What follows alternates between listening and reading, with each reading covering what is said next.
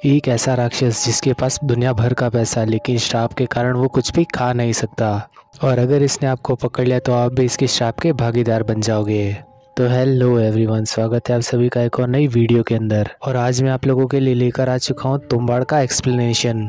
तो वीडियो शुरू करने से पहले मेरी आप लोगों से एक रिक्वेस्ट है कि अगर आपने इस चैनल को सब्सक्राइब नहीं किया तो आप इसे सब्सक्राइब कर लें, ताकि मुझे वीडियो बनाने की मोटिवेशन मिलती रहे और मैं आप लोगों के लिए इसी टाइप का क्वालिटी कंटेंट लाता रहूँ।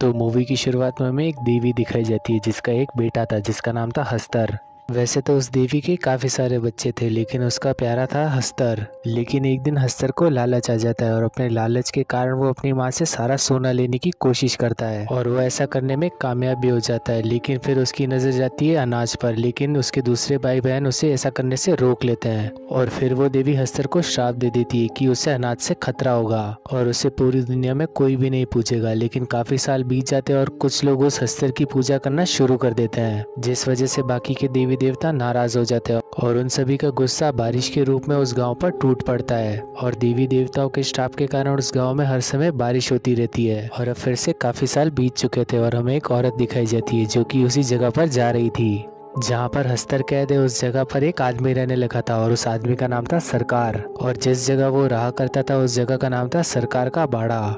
अब वो औरत सरकार के पास जाती है ताकि वो उसे गोल्ड कॉइन दे दे और बदले में वो उसे प्लेजर दिया करती थी। लेकिन फिर सरकार बताता कि सोने का सिक्का पाना इतना आसान नहीं है। अब हमें उस औरत के दो बच्चे दिखाए जाते हैं, जिसमें से एक का नाम था विनायक राव और दूसरे का नाम था सदाशिव राव। ये दोनों बच्चे यहाँ पर बात करते हैं कि दादी को खाना कौन देगा। इन लोगों के घर में एक बूढ़ी सी औरत रहती है जिसे ये दादी कहा करते थे। और वो बूढ़ी औरत सरकार की माँ थी जिसका ये सभी लोग मिलकर ध्यान रखा करते थे। उस बूढ़ी औरत की उम्र 200 साल से भी ज्यादा थी क्योंकि उसे हस्तर का श्राप लगा था। अब विनायक राव और उसके छोटे भाई की माँ अभी तक घर पर नहीं आई थी, इसीलिए इनको दादी को खाना खिलाना था। ये दोनों मिलकर दादी के लिए खाना बनाने लगते हैं, लेकिन तभी इनकी माँ वहाँ पर आ जाती है और दादी को खाना दे देती है। इस सब के बाद इन लोगों को खबर मिलती है कि सरकार की मौत हो चुकी है। और क्योंकि सरकार खुद ही मर चुका है तो यहाँ पर रहने का इनका कोई मतलब नहीं है, इसीलिए ये लोग फैसला करते कि जल्द से जल्द ही उस गांव को छोड़ देंगे। और इसी फैसले के चलते वो औरत ज़रूरत का सामान लेने चली जाती है और विनायक राव और उसका छोटा भाई घर पर अकेले थे। और तभी विनायक राव का छोटा भाई पेड़ पर चढ़कर बात कर रहा होता है, लेकिन तभी वहाँ से गिर जाता है और सर में चोट आने के कारण वो वहीं पर बेहोश हो जाता है। अब विनायक राव काफ़ी देर तक अपनी माँ को ढूंढने लगता है और काफ़ी मुश्किल के बाद उसे अपनी माँ मिल जाती है। वो उसे अपने भाई की हालत के बारे में बताता है और तभी उसकी माँ उसे लेकर वैद्य के पास ले जाने लगती है। विनायक राव भी उन सब के साथ जाने की जिद करता है, लेकिन उसकी माँ उसे मना कर देती है और कहती है कि दादी को खाना आज तुम दोगे और वो अगर तुम्हें कुछ भी कहे तो तुम उसे कह देना कि सो जा दादी, वरना हस्तर आ जाएगा। और ये कहकर वो बैलगाड़ी में वहाँ से चली जाती है। अब विनायक राव अपने घर पर पहुँच जाता है। विनायक राव अब यही सोच रहा था कि अपनी दादी को खाने में क्या दे। और फिर वो चलते चलते अपनी दादी के कमरे के बाहर पहुंच जाता है, जहां से वो पहले तो डरकर भागने लगता है, लेकिन तभी उसे दादी कहती है कि मेरे पास सोना है। और लालच की वजह से विनायक राव दरवाज़ा खोल देता है और खुद खाना लेने चला जाता है, लेकिन तभी उसकी दादी पीछे से आती है और उस पर हमला कर देती है। दादी उसे खींचकर अपने कमरे की ओर ले जाने लगती है और कहती है कि वो आज उसका खून पी जाएगी। और काफ़ी सोचने के बाद भी विनायक राव को वो शब्द याद नहीं आता जो कि उसकी माँ उसे बता कर गई थी। उसकी दादी उसे मारने वाली थी, लेकिन तभी विनायक राव को वो शब्द याद आ जाता है और वो कहता है कि सो जा दादी, वरना हस्तर आ जाएगा। और ये शब्द सुनते उसकी दादी सो जाती है। अब विनायक राव उस जगह से बाहर निकलता है और तभी उसकी माँ आ जाती है। वो सिर्फ रो रही थी और विनायक राव को कुछ भी नहीं बताती। और असलियत में बात ये थी कि विनायक राव का छोटा भाई मर चुका है। ये दोनों उसका अंतिम संस्कार करते और ये शहर छोड़कर जाने लगते हैं। लेकिन विनायक राव का पूरा मन अभी भी सोने के सिक्कों में ही था। वो अपनी माँ को कहता है कि अगर वो सरकार के बारे में जा सके तो उन्हें पूरा पैसा मिल सकता है, और सरकार तो वैसे ही मर चुका है तो वो पूरा पैसा उन्हीं का हुआ। उसकी माँ अपने बेटे के अंदर लालच को छुपा देख लेती है और उसे सिर्फ एक सोने का सिक्का निकाल कर देती है और कहती है कि आज के बाद सोने का नाम मत लेना। लेकिन इतना सब होने के बाद भी विनायक राव उसकी बात नहीं मानता और कहता है कि हम दादी को खाना ही नहीं देंगे और जब उसे भूख लगेगी तो हम उससे खाने के बदले में सोने का पता पूछ लेंगे। उसकी माँ ये सब सुनकर बहुत ज्यादा नाराज होती है और उसे कसम देती है कि वो इस गाँव में दोबारा कभी ना आए। बहुत साल बीत जाने के बाद विनायक राव अपने गांव में फिर से आता है और आज भी वो वहां पर सिर्फ सोने की तलाश में आया था। वो सबसे पहले गांव को अच्छी तरह से देखता है और अपने पुराने घर की तरफ जाता है। वो अपने पुराने घर के अंदर जाता है और उसे पता चलता है कि दादी तो आज भी जिंदा है।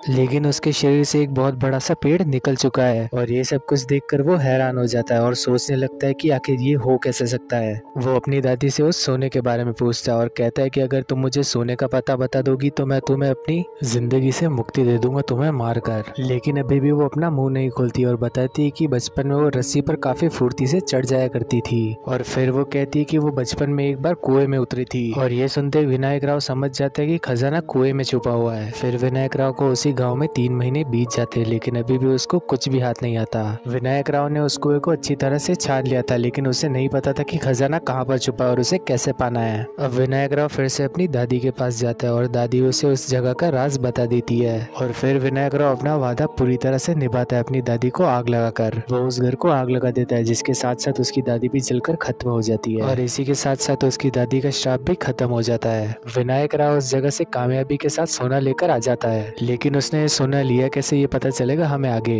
अब विनायक राव अपने शहर पहुंच चुका था और उसे पता चलता है कि उसकी वाइफ ने आटे को पीसने का एक काम शुरू किया, जिसे देखकर विनायक राव को बहुत ज्यादा गुस्सा आता है। वो अपनी वाइफ को मारने लगता है और अगले पल उसे कहता है हंसते हुए कि अब वो अमीर बनने वाले हैं। अब विनायक राव अपने एक दोस्त के पास जाता है, जिसके पास से उसने 100 रुपए का उधार लिया था। अब उसके इस दोस्त का नाम मुनीम था और मुनीम उसे हर समय मदद किया करता था। अब मुनीम विनायक से कहता है कि जैसे उसे ओपीएम बेचने का लाइसेंस मिलेगा वो उसे अपने यहाँ पर काम पर रख लेगा, लेकिन विनायक यहाँ पर ऐसा करने से मना कर देता है और उसे वो गोल्ड का सिक्का दिखाता है। वो उससे उस गोल्ड के सिक्के का भाव पूछता है और अपना थोड़ा सा उधार चुका देता है। अब मुनीम विनायक से पूछ ही लेता है कि क्या ये चोरी का माल है, लेकिन विनायक उसे कहता है कि ये उसका पुश्तैनी सोना है और वो उसे सिर्फ इसीलिए बेच रहा है क्योंकि उसे भी पैसों की जरूरत है। ये कहकर विनायक वहाँ से चला जाता है और फिर से उसी गाँव में जाता है। और इस बार जब विनायक लौटा है तो वो काफी ज्यादा सोना लेकर आया था और फिर वो मुनीम से उसका भाव पूछता है और इतने सारे सोने के साथ विनायक का उधार पे पूरा चुकता हो जाता है। अब वो पैसा थोड़ा ज्यादा था, इसीलिए वो मुनीम के ऊपर उधार कर देता है। अब पहले कभी मुनीम का उस पर उधार चला करता था, लेकिन आज उसका उधार मुनीम पर है। फिर मुनीम विनायक से कहता है कि वो अपना सारा पुश्तैनी सोना एक साथ क्यों नहीं लिया था, लेकिन विनायक कहता है कि वो ऐसा नहीं कर सकता। अब फिर से कुछ समय बीत जाता और विनायक हर रोज तुम्बाड़ जाया करता और वहाँ से सोना लेकर आया करता था। और इसी सब के साथ विनायक काफी ज्यादा अमीर बन चुका था, लोग उसके आसपास घूमा करते थे और अब वो एक बच्चे का पिता भी बन चुका था। लेकिन इतना सब कुछ होने के बाद भी विनायक की अय्याशियां कम नहीं हो रही थी। एक दिन एक ब्रिटिश ऑफिसर मुनीम के पास आता है और उसे बताता है कि काफी जल्दी उसका ट्रांसफर होने वाला है और अगर उसे ओपीएम बेचने का लाइसेंस चाहिए तो उसे पैसों का बंदोबस्त जल्दी से जल्दी करना होगा, क्योंकि अगर एक बार वो ऑफिसर यहाँ से चला गया तो उसकी जॉब का बंदोबस्त कोई नहीं कर पाएगा। और इतना सब कुछ होने के बाद मुनीम जाता है सीधा विनायक राव के पास उससे मदद मांगने। वो विनायक राव से कहता है कि उसे भी अपने काम में भागीदार बना दे, जिससे उसे भी पैसे मिल सके। और विनायक राव ऐसा करने से मना कर देता है और कहता है कि ऐसा कुछ भी नहीं है। और कुछ दिन बाद फिर से मुनीम को वही ब्रिटिश ऑफिसर मिलता है और वो उसे बताता है कि जल्दी वो यहाँ से जाने वाला है और उसे पैसों का बंदोबस्त सिर्फ 2 दिन में करना होगा। अब मूवी की स्टोरी ब्रिटिश रूल के समय की है, इसीलिए मुनीम जाकर एक लड़की को खरीद कर लाता है, जो कि उस समय पर काफी नॉर्मल सी चीज थी। अब वो उस गुलाम को विनायक के पास दे आता है और मुनीम का प्लान यहाँ पर ये था कि वो लड़की उसे 2 दिन तक उलझाए रखेगी, जिस वजह से खुद विनायक तुम्बाड़ नहीं जाएगा और मुनीम उसके पीछे से जाकर तुम्बाड़ का खजाना लेकर आ जाएगा। अब विनायक की वाइफ यहाँ पर पूछती है कि ये लड़की यहाँ पर क्यों आई है, जिस पर वो बताता है कि ये तुम्हारा छोटा मोटा काम में हाथ बटा दिया करेगी। लेकिन विनायक की बीवी को वो लड़की बिल्कुल पसंद नहीं थी, क्योंकि उसे पता था कि विनायक उसे यहाँ सिर्फ अय्याशी के लिए लाया है। और फिर उसी रात वो लड़की विनायक को अपने पास बुलाती है और कहती है कि 50 रुपए दोगे तो मैं तुम्हें एक काम की बात बताऊंगी। और विनायक बिल्कुल ऐसा ही करता है। अब ये लोग यहाँ पर मस्ती करने लग जाते हैं और वो लड़की विनायक को बताती है कि मुनीम ने उसका साथ नहीं दिया, बल्कि मुनीम ने ही उसे यहाँ पर भेजा ताकि वो उसे 2 दिन उलझाए रख सके और मुनीम उसके पीछे से तुम्बाड़ जाएगा ताकि वो वहाँ का खजाना लौट कर आ सके। और इसी सब के चलते मुनीम सरकार के बाड़े तक, लेकिन उसे कुछ भी नहीं पता था कि खजाना कहाँ पर पड़ा और उसे यहाँ से लेकर कैसे जाना है। और तभी हम देखते हैं कि विनायक राव भी वहाँ पर पहुँच चुका है और वो यहाँ पर मुनीम पर नजरें गड़ाए हुए है। मुनीम सरकार के बाड़े में घूम रहा था, लेकिन तभी उसके सामने विनायक आ जाता है, लेकिन विनायक को देखकर वो छुप जाता है और विनायक उसे जानबूझकर ऐसा बता रहा था कि उसे नहीं पता कि वो यहाँ पर है। विनायक अब यहाँ पर हर वो चीज कर रहा था जो कि वो यहाँ पर आकर किया करता था और मुनीम ऊपर से उसे छुप कर देख रहा था। फिर विनायक की तैयारी यहाँ पर पूरी हो जाती है और वो कुएं में उतर जाता है और मुनीम उसका कुछ देर तक इंतजार करता है। फिर विनायक राव उस कुएं में से बाहर आ जाता है और उसके हाथ में थी कुछ सोने की मुद्राएं और ये देखकर मुनीम समझ चुका था कि पूरा सोना उस कुएं के अंदर है। विनायक के जाने के बाद मुनीम खुद उस कुएं के अंदर उतर जाता है और जरा सा आगे जाने पर उसे दिखती है एक गुफा गुफा का रास्ता वहाँ पर काफी तंग था और उसे वहाँ पर एक बॉक्स दिखाई देता है जिसे वो खोल देता है और उस बॉक्स के अंदर एक और रास्ता था जो कि नीचे जा रहा था और मुनीम उसके अंदर उतर जाता है और उसे ऐसा लग रहा था कि कोई सांस ले रहा हो और ये वही जगह थी जो कि सांस ले रही थी। फिर मुनीम अच्छे से उस जगह को चेक करता है लेकिन उसे वहाँ पर कुछ नहीं मिलता और तभी उसकी नज़र एक छोटे से डब्बे पर जाती है जिसके अंदर थी एक गुड़िया जो कि पूरी तरह से आटे से बनी हुई थी। अब मुनीम तो यहाँ पर सोने की तलाश में आया था लेकिन बदले में उसे आटा मिला। वो ये सब देखकर काफी ज्यादा निराश था लेकिन तभी उसे ऐसा लगने लगता है कि कोई उसके पीछे खड़ा है और जैसे ही मुनीम पीछे पलट कर देखता है कोई उस पर हमला कर देता है और फिर कुछ देर बाद विनायक राव रस्सी की मदद से उस गुफा के अंदर आता है और तभी उसकी नजर जाती है मुनीम पर जो कि दीवार पर चिपका हुआ था और उसकी हालत बिल्कुल वैसी हो चुकी जैसी दादी की हुई थी मूवी की शुरुआत में। फिर विनायक राव मुनीम के पास जाता है और उससे पूछता है कि तुमने ऐसा क्यों किया। मुनीम यहाँ पर कुछ भी बोलने की हालत में नहीं था क्योंकि उसे अब हस्तर का श्राप लग चुका है। अब विनायक राव को यहाँ पर काफी बुरा लगने लग जाता है क्योंकि मुनीम ने काफी बार उसकी मदद की थी और जब भी उसके पास पैसा नहीं होता था वो उसे पैसा दिया करता था। अब विनायक यहाँ पर मुनीम को अपना राज बताता है। सबसे पहले वो बीच में जाता है और अपने आसपास एक आटे का गोला बनाता है जिस वजह से हस्तर उसके अंदर नहीं आ सकता और फिर विनायक अपने पास पड़ी हुई आटे की गुड़िया निकालता है और तभी वहाँ पर आ जाता है हस्तर। हस्तर को यही श्राप था कि वो अनाज को हाथ नहीं लगा सकता जब तक कि कोई इंसान उसे अनाज ना दे दे। अब विनायक राव यहाँ पर हस्तर के साथ मस्ती करने लग जाता है और फिर वो उस आटे की बनी हुई गुड़िया को दूर फेंकता है जिस वजह से हस्तर उसकी दूसरी तरफ आ जाता है। अब जब तक हस्तर उस गुड़िया को खाने में बिजी था तभी बड़ी चालाकी के साथ विनायक राव हस्तर के पीछे बंधी हुई पोटली को खोल देता है और उसके अंदर से जितना भी सोना निकलता है वो विनायक राव उठा लेता है और जल्दी से जल्दी उस जगह से बाहर निकलने लगता है लेकिन तभी उसकी नजर जाती है मुनीम पर। वो मुनीम की बॉडी को आग लगा देता है ताकि उसकी सफरिंग एंड हो जाए और फटाफट बाहर आ जाता है। इस सबको कुछ समय बीत जाता है और हम देखते हैं कि विनायक का लड़का अब बड़ा हो चुका है और उसका नाम है पांडुरंगा। पांडुरंगा अब रस्सी पर चढ़ने और उतरने की प्रैक्टिस किया करता था बिल्कुल वैसे ही जैसे कि उसके पिता किया करते थे और वो हस्तर की पोटली भी खोला करता था और वहाँ से भागने के लिए अपना टाइम नोट किया करता था। और यहाँ पर ये बात साफ हो चुकी थी कि विनायक ने अपने बेटे को इस बारे में अभी तक कुछ नहीं बताया लेकिन फिर भी पांडु को भविष्य में पैसों की कभी मुसीबत ना है इसीलिए वो भी इसे ये सब कुछ सिखा देता है। और एक दिन विनायक तुम्बाड़ से लौट कर आता है लेकिन अपने साथ वो सोने का एक भी सिक्का नहीं लाया था क्योंकि अब वो बूढ़ा होने लगा था और उसका शरीर भी उसका साथ नहीं दे रहा था और इसीलिए अब वो फैसला करता है कि वो पांडुरंगा को अपने साथ लेकर जाएगा तुम्बाड़ में। और ये जानकर पांडुरंगा बहुत ज्यादा खुश हो जाता है और अगले दिन ये दोनों तुम्बाड़ पहुंचते हैं जहाँ पर विनायक अपने बेटे को हर वो चीज सिखाता है जो कि वो किया करता था। वो सबसे पहले उसे आटे की गुड़िया बनाना सिखाता है और कहता है कि उसके अंदर थोड़े पत्थर भी मिला दे जिस वजह से हस्तर उसे जब भी खाएगा तब उसका समय बच जाएगा क्योंकि हस्तर को वो पत्थर भी खाने पड़ेंगे और वो ज्यादा सोना निकल कर बाहर आ पाएंगे। अब पांडुरंगा का यहाँ पर दिमाग थोड़ा ज्यादा चलने लग जाता है इसलिए वो एक और आटे की गुड़िया अपने पास रख लेता है और अब ये लोग उसी कुएं में कूद जाते हैं जहाँ पर हस्तर रहा करता था। ये लोग अपने आसपास आटे का घेरा बना लेते हैं और हस्तर को बुलाने की कोशिश करते हैं और तभी वहाँ पर हस्तर आ जाता है लेकिन हस्तर यहाँ से जाने का नाम नहीं ले रहा था क्योंकि उसे दूसरी आटे की गुड़िया की खुशबू भी आ जाती है और पांडुरंगा उस दूसरी गुड़िया को उसकी तरफ फेंक देता है और हस्तर की पोटली फाड़कर अंदर से खूब सारा सोना निकाल लेता है और जैसे ही वो लोग बाहर निकलते विनायक उसे खूब मारता है क्योंकि इस बार सिर्फ पांडुरंगा का ट्रायल था लेकिन उसने अपने पास एक और गुड़िया रख ली बिना बताए। लेकिन फिर भी विनायक अपने बेटे को एक सोने का सिक्का दे देता है और ये लोग अपने घर की तरफ बढ़ जाते हैं। अब अगली रात विनायक से मिलने एक राजा आता है जो कि बताता है कि अब हमारा देश अंग्रेजों से आजाद हो चुका है और तुम्बाड़ की सारी जमीन अब सरकार के अंडर में आ जाएगी। जो जानकर विनायक काफी ज्यादा मायूस हो जाता है क्योंकि वो अपने बेटे के लिए भी कुछ करना चाहता था लेकिन यहाँ पर उसका बेटा कुछ अलग ही गुल खिला रहा था। पांडुरंगा उसी लड़की के पास जाता है जिसके पास विनायक जाया करता था। ये अब इन्हीं लोगों के साथ रहा करती थी क्योंकि विनायक और इसकी अय्याशी चलती रहती थी। पांडुरंगा इसे वही सोने की मुद्रा दे देता है जो कि इसके पिता ने इसे दी थी और कहता है कि जब मैं बड़ा हो जाऊंगा तो तुम्हारे पास आया करूंगा बिल्कुल वैसे ही जैसे कि मेरे पिता आया करते हैं। अब विनायक पांडुरंगा को अपने पास बुलाता है और कहता है कि गवर्नमेंट अब उनकी पूरी जमीन ले लेगी जिस वजह से अब वो तुम्बाड़ नहीं जा पाएंगे। फिर वो उसे अपना इकट्ठा किया हुआ सारा सोना दिखाता है और कहता है कि हमें सिर्फ इसी में गुजारा करना होगा। इतना कहकर विनायक फिर से उसी लड़की के पास चला जाता है और वो लड़की उसे सोने की मुद्रा दिखाती है जो कि पांडुरंगा ने उसे दी थी। ये जानकर विनायक को काफी ज्यादा गुस्सा आता है और वो पांडुरंगा को मारने लगता है क्योंकि पांडुरंगा बिल्कुल उसी की तरह लालची बन चुका था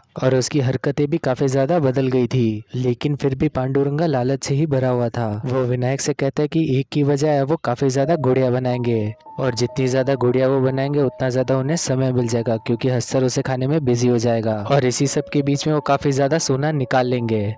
और इतना अच्छा प्लान सुनकर विनायक भी काफी ज्यादा खुश हो जाता है और फिर वो पांडुरंगा को अपने साथ मस्ती करवाने लेकर जाता है। और इस सब के बाद ये लोग एक आखिरी बार तुम्बाड़ जाते हैं। ये लोग अपने साथ काफी ज्यादा आटा लेकर आए थे, क्योंकि इन्हें गुड़िया ही को जितनी ज्यादा बनानी है।